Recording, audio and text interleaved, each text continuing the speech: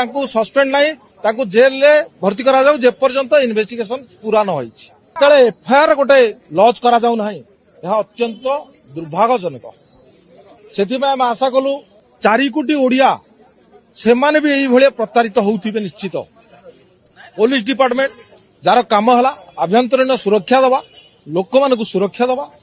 सेथिपाई निश्चित तत्पर हवा दरकार अनेक जगह